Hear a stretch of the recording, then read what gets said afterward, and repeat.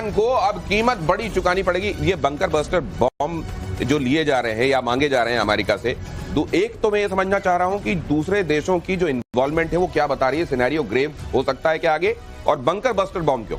ये देखिए, जो फॉर्डो है न्यूक्लियर साइट, वो ऐसे माउंटेन के अंदर अबाउट काफी नीचे, कई सैकड़ों मीटर नीचे है। जैसे इधर किराना के बारे में बात, जैसे किराना की बात हो रही थी, लेकिन उसके लिए जैसे इन्होंने अफगानिस्तान में बॉम्ब यूज किए थे तो उसको तो मदर ऑफ ऑल बॉम्ब्स कहते थे, लेकिन ये वाला जो बॉम्ब चाहते हैं GBU 57, जो कि नियरली 12 से 13 हजार केजी का या फिर 30,000 पाउंड कह सकते हैं, वो वाले बॉम्ब चाहिए इनको, ताकि वो पेनिट्रेट करे और डिले हो उसके अंदर और फिर एक्सप्लोड करे, मास पेनिट्रेशन बाय डिले और फिर एक्सप्लोड करे। तो ये समझ लीजिए कि जैसे ड्रिल आपके अब देखा होगा ना घरों में जो ड्रिल मशीन होती है, तो पहले जाए ड्रिल करे, अंदर चला जाए बॉम्ब पूरा एक्सप्लोसिव लेकर और वहां जाकर फटे और फिर कुछ भी नहीं बचेगा। और इसमें बड़ी महत्वपूर्ण चीज ये आ जाती है कि जो सेंट्रीफ्यूजेस हैं वहां पे 50,000 से ऊपर 14,000 के करीब सेंट्रीफ्यूजेस तो नातांज में है, और जो फॉर्डो में है वो सबसे एडवांस्ड सेंट्रीफ्यूज है।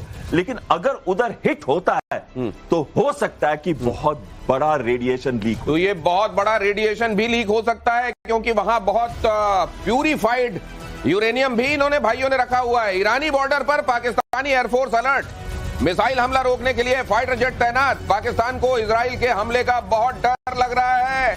इजराइल का अगला निशाना पाकिस्तान हो सकता है, ये हामिद मीर कह रहे हैं। ये सुन लीजिए जरा, और उसके बाद मैं आपका कमेंट लेता हूं प्लीज। जो वो टिटहरी याद आ रही है जो ऐसी औंधी लेटी हुई थी कि भाई साहब आसमान गिरने वाला है और मेरे हाथों पे इसको टिकना है, ये हामिद मीर वही कर रहे हैं। ये सब पता नहीं क्या, मैं कहना नहीं चाहता टेलीविजन पे। मैं एक बात कहना, ये पाकिस्तानियों की आदत है, खासतौर से लाहौरियों की, इनकी एक आदत है अपने आप को ओवर एस्टिमेट करने की, कि अब हमारे पास इजराइल क्यों आएगा? तुम लोग जाते हो भीख मांगने, इजराइल थोड़ा ना आएगा तुम्हारे पास। इजराइल का क्या काम है कि तेहरान को ठोकना, न्यूक्लियर उसका जो प्रोग्राम है उसको नस्ते नाबूद करना, कहानी खत्म।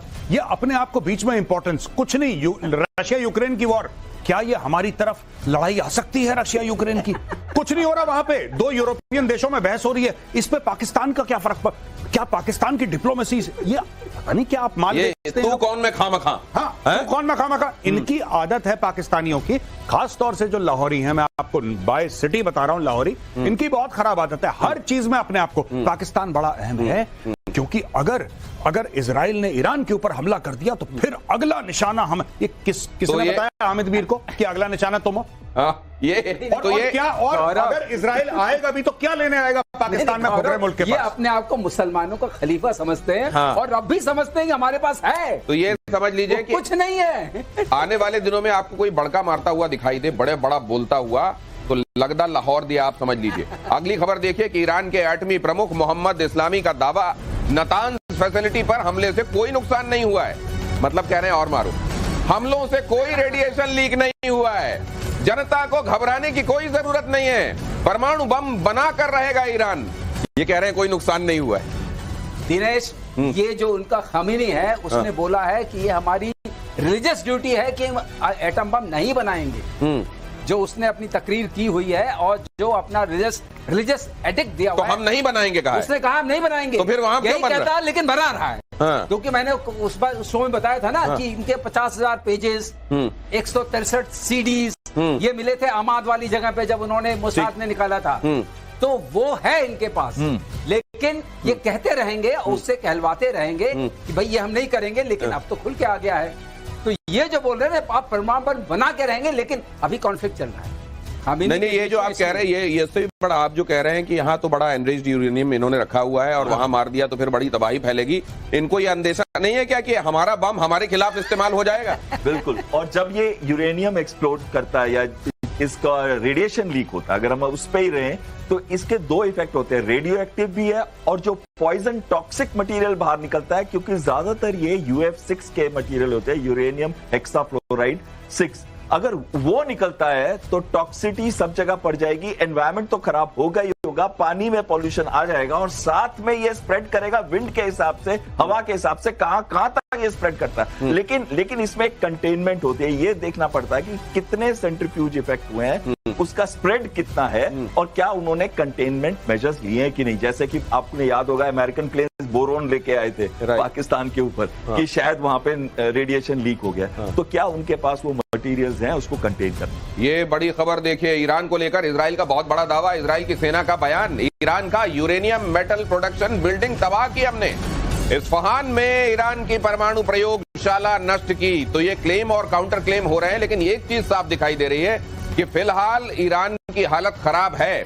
और ये कितने दिनों तक, ये भी कहा गया है, इजराइल कार्ड्स की तरफ से ये बात कही गई है कि if it is not for weeks, at least this is going to be there for days।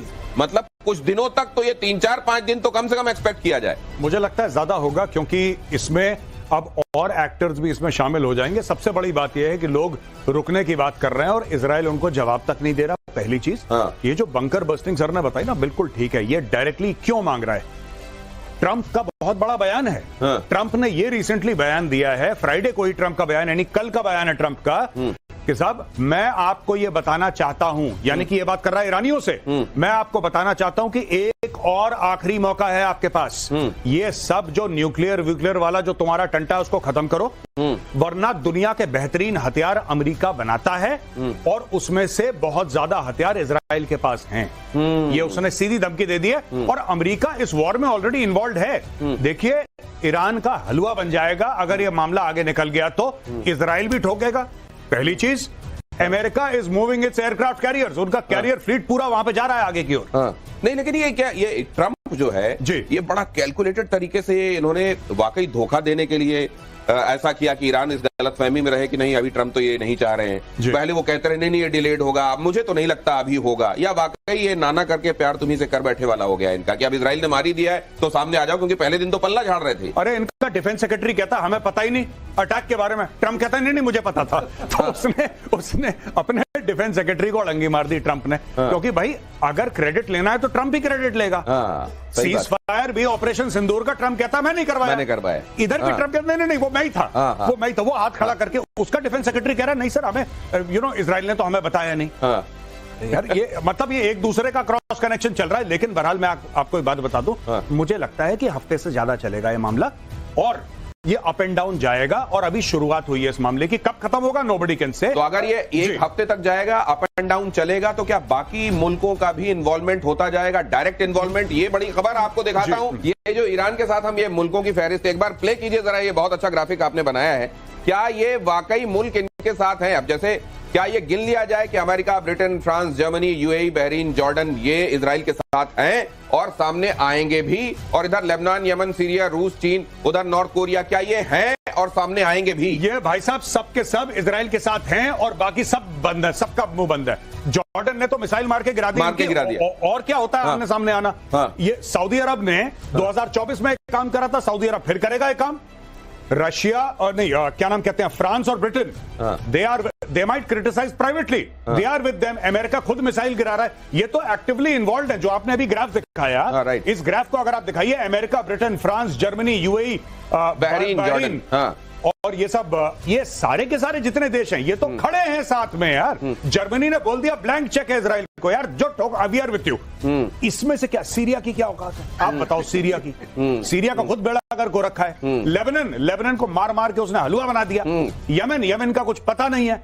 रूस और चीन, रूस अपने घर में उलझा हुआ है। रूस अपने घर में उलझा हुआ है। चाइनीज कहता है कि जहां पे पैसे की बात ना हो, प्लीज डू नॉट डिस्टर्ब इस फोन की सभी, इस रूट की सभी लाइनें बैठ। जहां पैसों का हमको लाभ ना हो वहां भाई साहब मुंह से बुलवा लो, जितनी आग उगलवानी उगलवा दो। और यही कह रहे हैं कि ग्लोबल टाइम्स में आइंदा दिनों में आग लगी आपको दिखाई देगी उसके अखबार के पन्नों में।